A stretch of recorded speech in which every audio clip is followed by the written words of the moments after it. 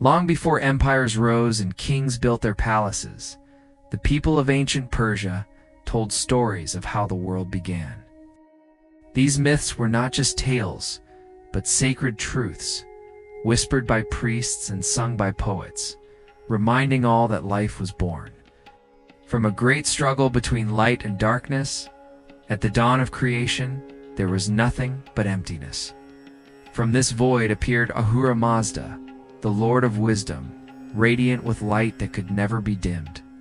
He was the source of truth, goodness, and harmony. Yet opposite him stirred Angra Mainyu, the spirit of darkness, filled with lies, chaos, and destruction. The two forces were eternal opposites, light and shadow, creation and corruption destined to battle until the end of time. Ahura Mazda shaped the world with care. From his thoughts came the sky, vast and pure. From his hands came the waters, flowing with life. He raised the mountains, spread the fertile plains, and planted trees heavy with fruit. He gave form to animals, each carrying a spark of his goodness. Finally, he created fire, the purest element, a flame that burned as the eternal link between heaven and earth. Fire was sacred, never to be extinguished, for it carried the warmth of truth itself. But Angra Mainyu, the dark spirit, looked upon this creation with hatred. Where Ahura Mazda placed rivers, he tried to dry them. Where trees grew, he sent blight. Where animals thrived, he released disease and venom. He created demons to oppose the angels of light, shadows to fight the fire. The world became a battlefield, each day a struggle between life and decay, hope and despair. Yet Ahura Mazda gave humanity a gift, free will. Men and women were not powerless before darkness. They could choose to walk in truth or fall into lies. Their choices mattered, tipping the balance of the eternal struggle. Priests taught that every good deed, a kind word, a just act, a prayer offered at the fire was a weapon of light against the shadows. Even the smallest flame, they said, could push back the darkest night. In time, these creation myths became the heart of Persian belief. The people built fire temples to honor Ahura Mazda, keeping flames burning as symbols of hope and purity. They told their children that the stars were holes in the fabric of night, where the light of Ahura Mazda shone through. And though Angra Mainyu still fought with all his strength, the people lived in faith that light would one day triumph. As the night deepens, imagine that first dawn when Ahura Mazda's light touched the empty world. Rivers sparkled, mountains rose, and the sacred fire burned bright against the shadows. The battle between good and evil still rages. But within every heart glows a spark of that original flame, the promise that light will always endure. The epic of Zahak, the serpent king among the darkest legends of ancient Persia, is the tale of Zahak, the king whose throne was won through betrayal and whose body carried a curse as terrible as his rule. His story was told not only as a warning, but also as a reminder that tyranny never lasts, and that even in the shadow of evil, hope can rise. Zahak was not born cruel. He was once a prince, handsome and ambitious, but his heart was weak, easily tempted by whispers of power. It was Angra Mainyu, the spirit of darkness, who approached him in disguise, promising him kingship over all Persia. The deceiver whispered poison into Zahak's ear. "Swear loyalty to me," the dark spirit said, "and I will grant you dominion." Blinded by ambition, Zahak agreed. He struck down his own father and seized the throne.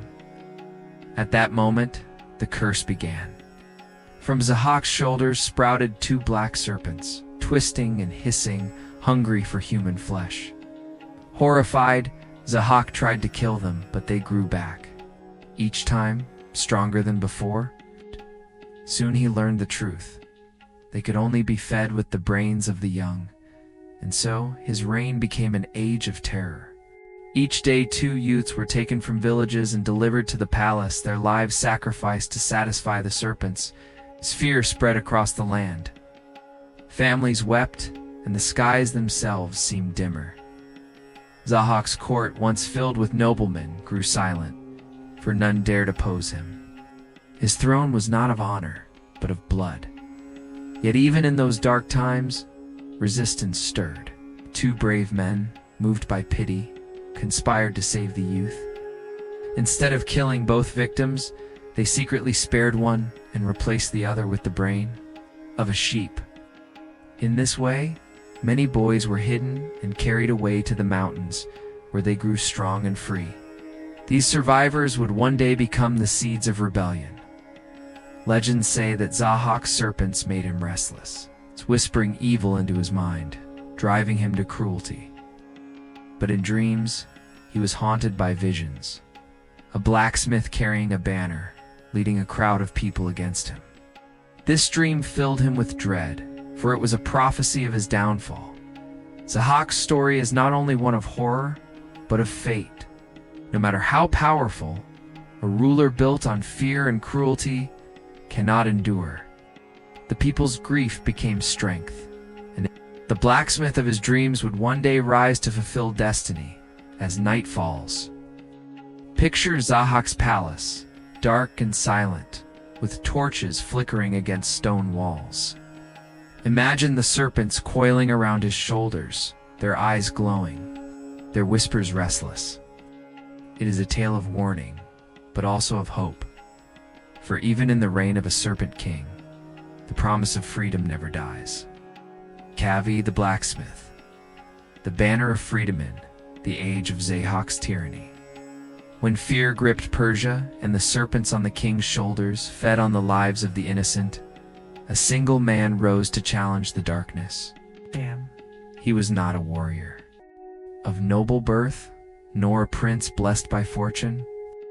He was a blacksmith, a man of iron and fire, known simply as Kavi. His courage would ignite the spark of freedom and change the destiny of a nation. Kavi lived as many others did, working hard, raising a family and enduring the cruel demands of Zahak's rule. But tragedy struck when his own sons were taken to feed the serpents. One by one, they disappeared into the king's palace, and only grief returned. At last, when the last of his children was claimed, Kavi's sorrow became rage. He refused to bow, refused to remain silent. Kavi marched into Zahak's throne. Room his blacksmith's apron still around his shoulders, his face darkened with ash and anger. Before the tyrant and his trembling courtiers, he raised his voice. "You have devoured the children of Persia," he declared, "and I will bow to you no longer." The court gasped. No one had dared speak so boldly, but Zahak, shaken by the prophecy of his dreams, felt fear coil inside him. When Kavi stormed out of the palace, the people followed. He raised his leather apron high on a spear, and this humble tool became a banner of rebellion. The people gathered beneath it, thousands of voices crying for freedom.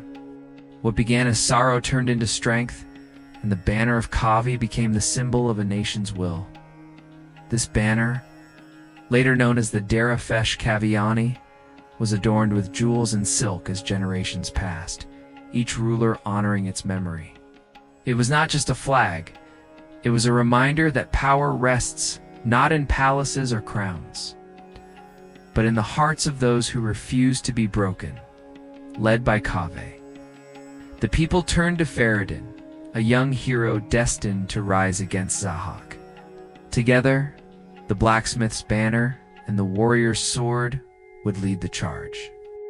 The prophecy Zahak feared was coming true, for the dreams of a tyrant cannot silence the dreams of a people. The story of Kavi is one of resilience. He was no king, no chosen prophet, but an ordinary man who chose to stand. His banner was not woven of gold, but of leather stained with ash. Yet it carried more power than any throne, because it carried the spirit of freedom. As you close your eyes tonight, imagine the fires of a blacksmith's forge glowing in the darkness, sparks flying as iron meets hammer. Picture Kaveh raising his apron high, a simple man turned into a legend. His story whispers across time, reminding us that even the humblest hand can carry the weight of freedom. And even the smallest flame can become the light of a nation, the reign of King Jamshid. And the fall of pride among the kings of Persia, none shone as brightly in legend as Jamshid. His reign began in light, with gifts of wisdom and prosperity, but ended in shadow when pride clouded his heart. His story is both a tale of wonder and a warning that greatness must always be tempered with humility. Jamshid was chosen by Ahura Mazda to lead with justice. Under his rule, Persia entered a golden age. He taught the people how to weave cloth, how to mine metals, and how to craft weapons for defense. He showed them how to build palaces and boats, how to tame animals, and how to harness the power of fire. With each gift, life grew easier, richer, and more secure. He also discovered the secret of wine, a drink made from the grape that could lift sorrow and fill hearts with joy. At feasts, cups overflowed, and music filled the air. The people praised Jamshid not only as king, but as a bringer of civilization itself. For centuries, his kingdom knew no hunger, no disease, no war. Jamshid divided society into classes, each with duties: priests, warriors, farmers, and artisans. He maintained balance, ensuring harmony across the land. To his people, he seemed more than a man. He seemed touched by the divine. But with power came pride. Jamshid looked upon his works and said to himself, "It was by my hand that the world was saved from chaos. It was I who brought prosperity, wisdom, and joy." Slowly, he forgot that his gifts came from the blessings of Ahura Mazda. He began to see himself not as a servant of heaven, but as a god upon the earth. At festivals, he demanded worship, seating himself upon a jeweled throne. He claimed the sun rose and set at his command, that rivers flowed because of his will. Some bowed in fear, but others whispered uneasily, for they knew the gods are jealous of pride. It was then that his power began to fade. Crops failed, rain slowed, and unrest spread. Enemies grew bold, sensing weakness. Among them was Zahak, who seized the chance to overthrow Jamshid and claim the throne. Jamshid, once the shining king of Persia, fled in despair. After years in hiding, he was captured and slain. His golden age ended, his name marked with sorrow. Yet the story of Jamshid is not told only as tragedy. His gifts remained. The arts, crafts, and discoveries he shared endured long after his fall. His tale reminds us that greatness lies not only in achievement but in humility. A king may rule 1,000 years, but without respect for the divine and for his people, his crown will turn to dust. As you drift into dreams tonight, imagine Jamshid. Upon his shining throne, his people singing in joy, the land blooming with abundance. Then watch as shadows creep across his heart, pride taking root, and his throne slipping away. His story whispers gently, "Be grateful, be humble, for all greatness is a gift, not a possession." Rostam, the mighty hero, and his 7 labors. Among all the heroes of Persia, none is more celebrated than Rostam, the mighty warrior whose strength, courage, and honor filled the pages of the Shahnameh, the Book of Kings. His story is one of epic battles, fierce trials, and unwavering devotion to his people. But perhaps his greatest test came in the form of the 7 labors, challenges that would test not only his might but his spirit. It began when King Kai Kavos was captured by demons and imprisoned in the land of Mazandaran.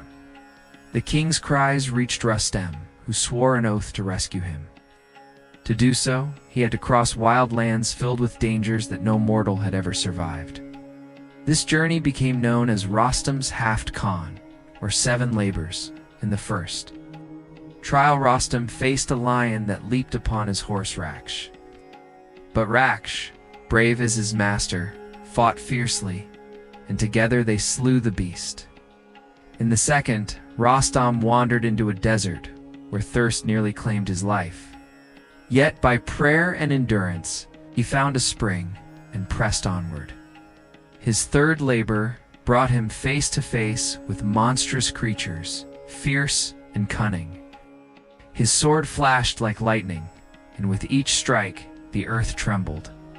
In the fourth, he met a sorceress who tried to enchant him with spells and music. But Rostam, wise as well as strong, saw through her deception and struck her down.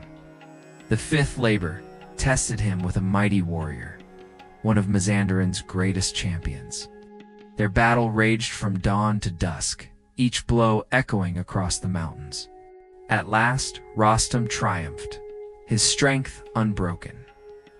In the sixth, he fought a fearsome dragon, its scales hard as iron, its breath like fire. 3 times the beast rose against him, and 3 times Rostam struck, until at last the dragon fell, and the land was freed from its terror. Finally came the 7th trial, the most perilous of all. Rostam faced the white demon, whose sorcery had blinded King Kai Kovas and his men. Their duel was fierce, filled with roars and shadows, but Rostam's will did not falter. With a final blow, he struck down the demon, tore out its heart, and with its blood restored the king's sight. Through these 7 trials, Rostam proved more than a warrior. He showed courage against beasts, wisdom against sorcery, endurance against thirst, and loyalty that carried him through every danger. His labors became not just the tale of a man, but the spirit of a nation, that no darkness, no demon, no trial is greater than the will to fight for what is just. As you close your eyes tonight, imagine Rostam astride his faithful horse, sword, gleaming heart steady. Round him rise deserts, mountains, and monsters, but within him burns a light stronger than any shadow. His story reminds us that every trial we face is a labor of our own, and that with courage and faith, we too can triumph. The tragic tale of Rostam and Sohrab on all the stories of Persia, none is more heartbreaking than the tale of Rostam and Sohrab, a story of fate, courage, and sorrow. It is a reminder that even the mightiest heroes cannot escape destiny, and that sometimes the greatest battles are those fought with the heart. The story begins with a fateful meeting. Rostam, unaware, fathered a son in his youth with a princess named Tamina. But the child, Sohrab, grew far away from his father, raised in another land. He grew into a warrior as mighty as Rostam himself, tall, fearless, and destined for greatness. His strength was unmatched, his sword swift, and soon he led armies against Persia. Not knowing his bloodline tied him to the very nation he fought. When Persia's forces met Sohrab's, the ground shook with battle. Rostam was called to defend his homeland, and he faced Sohrab on the field. Neither knew the truth. Father against son, son against father. Their combat was fierce. Sohrab's youth and strength clashed with Rostam's skill and experience. Again and again, their swords rang like thunder, and the earth echoed with their struggle. Sohrab nearly struck Rostam down, but fate held Rostam's hand steady. Last, Rostam delivered a fatal blow, wounding Sohrab beyond healing. It was then that the truth was revealed. Sohrab learned that Rostam was his father, and Rostam discovered the son he never knew, only as life slipped away from him. The battlefield grew silent, sorrow drowning the air heavier than the clash of swords. Rostam, the mightiest of heroes, could not lift his blade, could not summon his strength, for he had struck down his own blood. Desperate, Rostam begged the king for healing magic, for potions that could save his son. But envy and fear held the king's heart, and help never came. Sir Habil's life faded like the setting sun, and he died in Rostam's arms. The people wept at the tragedy, for it was not only the death of a son, but the breaking of a hero's heart. Rostam's grief echoed through the land, reminding all that even the greatest warriors are not spared from sorrow, and that destiny cannot be undone. This tale was told for centuries as a lesson. Strength alone cannot protect us from fate, and pride and envy can deepen wounds beyond healing. But it was also remembered for its humanity. Rostam was no longer only the hero who defeated demons and dragons. He was also a father, broken by love and loss. As you drift into dreams, imagine a quiet battlefield at dusk. The clash of swords stilled, the sky painted in sorrow. A mighty hero kneels, holding his fallen son, their bloodline bound at last not in war, but in tears. The story of Rostam and Soharb whispers gently that life is precious, love is fragile, and even the strongest hearts can break. The Simurgh, guardian bird of wisdom, high in the mountains of Persia, where snowy peaks touch the heavens and forests whisper with secrets, lives a creature of wonder, the Simurgh. She is no ordinary bird, but a guardian spirit, vast as the skies, her wings shimmering with the colors of dawn and dusk. In Persian myth, the Simurgh is both a protector and a teacher. Carrying the wisdom of ages in her feathers, legends describe her as radiant, with feathers of gold, silver, and emerald glowing softly in moonlight. When she spread her wings, the sky darkened as though night itself had descended, yet she was no bringer of fear. Wherever her feathers fell, healing followed. They cured wounds, soothed sorrow, and even restored sight to the blind. To behold the Simurgh was to glimpse the touch of the divine. One of her most famous stories is tied to Zel, a prince born with hair as white as snow. His father, ashamed, abandoned the child upon a mountaintop. But the Simurgh, seeing the helpless infant, carried him gently to her nest. She raised him as her own, feeding him, protecting him, and teaching him wisdom. When the time came for Zel to return to his people, she gave him one of her great feathers. When danger comes, she told him, burn this, and I will appear. Zel grew into a wise and noble man, and the Simurgh's guidance shaped his destiny. Later, when Zel's wife was near death in childbirth, he burned the feather.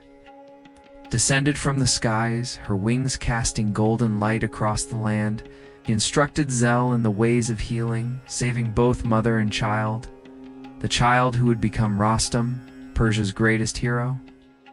Thus, the Simurgh's gift touched not only Zal, but the future of a nation. Beyond healing, the Simurgh was a bridge between worlds. Some believed she lived for thousands of years, witnessing the rise and fall of empires, carrying knowledge older than mankind itself. When she took flight, it was said she shook loose seeds that scattered across the earth, giving birth to new plants and medicines. In this way, she was seen as a guardian of both nature and wisdom. But the Simurgh also symbolized humility. Though she was mighty and wise, she never sought to rule. She offered her gifts freely, asking only respect in return. Her stories reminded listeners that true greatness lies not in power or wealth, but in kindness, care, and the passing of wisdom to others as night falls. Imagine the great bird perched upon a mountain peak, her feathers glowing softly like 1,000 stars.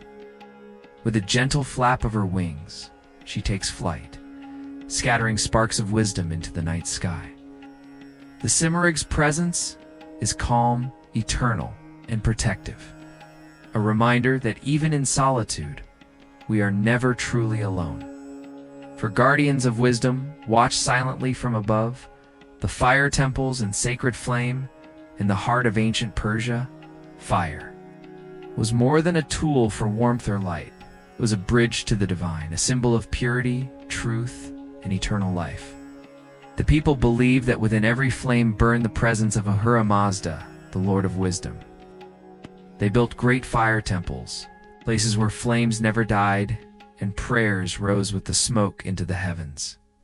These temples were simple, yet profound. At their center stood a fire altar, where priests tended the sacred flame day and night. No wind, no rain, no neglect was allowed to extinguish it. For the flame was not just fire, it was the very spirit of creation. Villagers and kings alike came to bow before it, offering prayers for health, courage, and wisdom.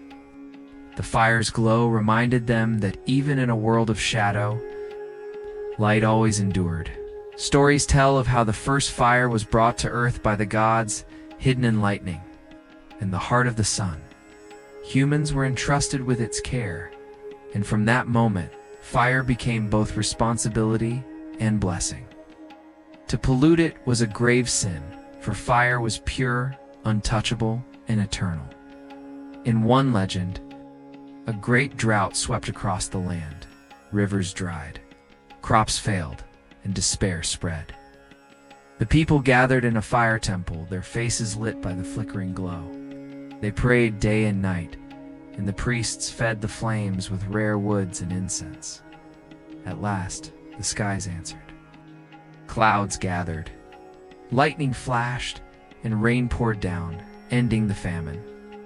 The people believed it was the flame itself that had carried their cries to heaven. The fire temples were not only places of worship but also of learning. Priests taught the three great principles of the faith: good thoughts, good words, good deeds. To live by these was to keep one's inner flame burning brightly. Parents told their children, "You carry a spark of the sacred fire within you. Protect it with honesty, kindness, and courage." At night, when families sat together, they often lit small lamps in their homes, watching the flames dance. Each flame was like a tiny temple, a reminder that every soul carried its own sacred light. The world outside could be dark, filled with trials, but as long as the flame burned within, no shadow could ever conquer it.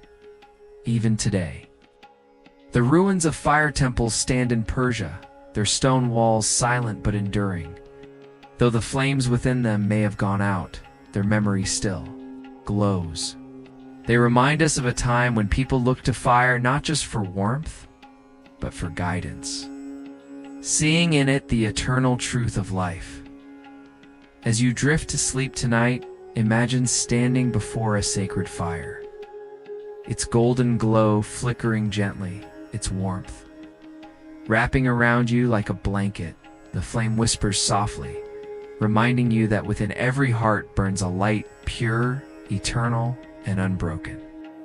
The magic of kings, Persepolis and ancient splendor, in the golden heart of Persia rose a city like no other, Persepolis, the throne of kings, a place where stones seemed to breathe with magic and majesty.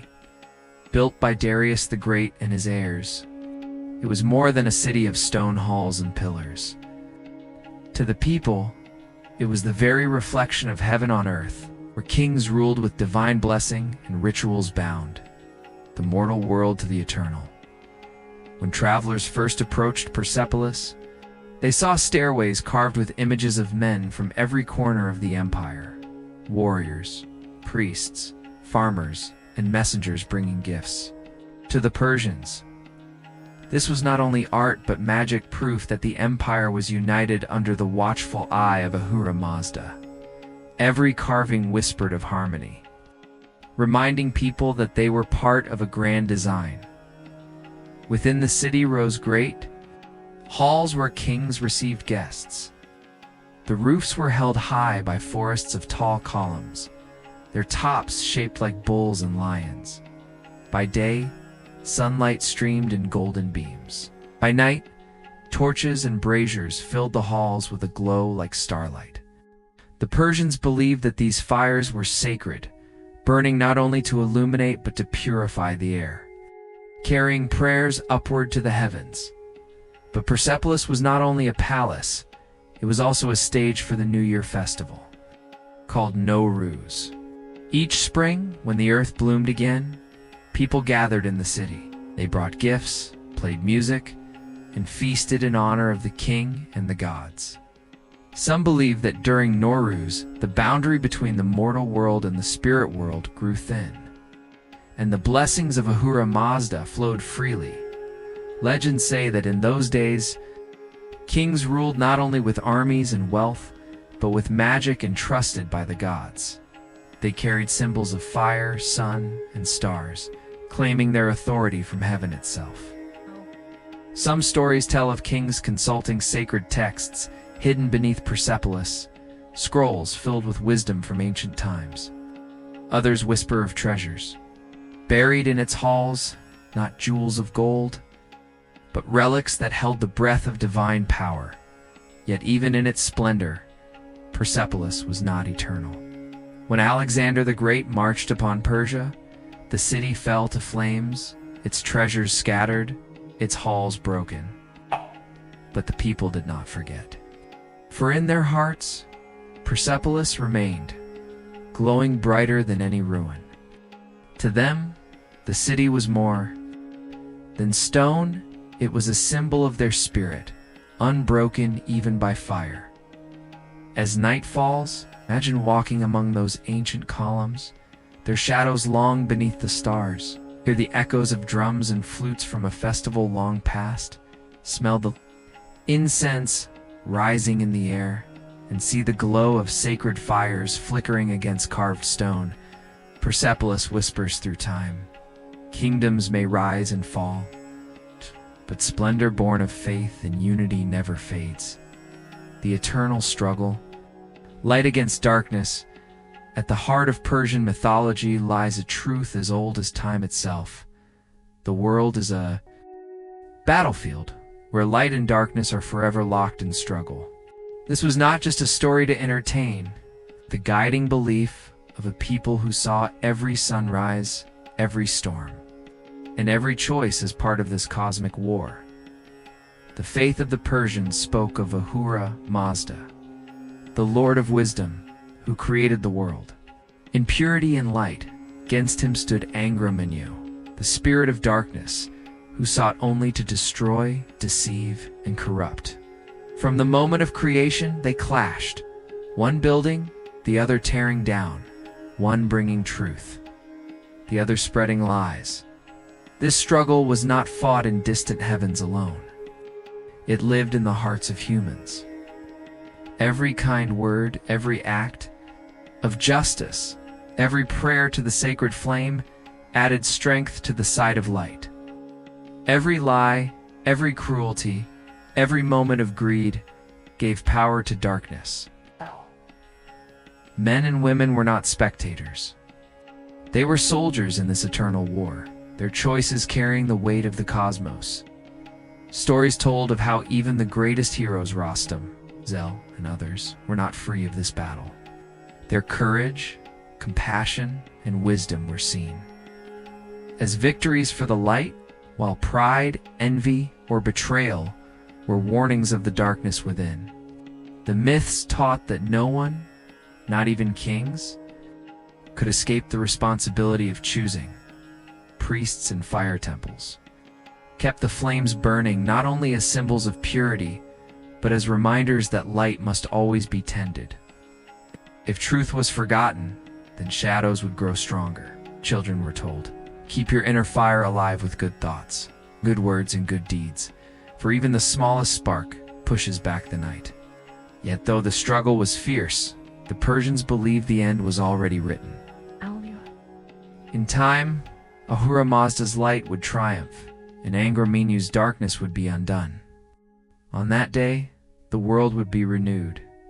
Rivers would flow pure, crops would bloom forever, and no shadow would remain. Death itself would vanish, and peace would cover the earth like dawn after endless night. Until then, the battle continued in every soul, in every choice, in every dawn and dusk. For the Persians, this was not a reason for despair, but for hope. If light could never be extinguished, then every act of goodness, no matter how small, is eternal. As you close your eyes tonight, imagine the world as a vast field where light and shadow meet. Above, the stars burn like sparks of Ahura Mazda's fire, while shadows shift at the edges, waiting. In your heart, a flame glows steady, warm, and pure.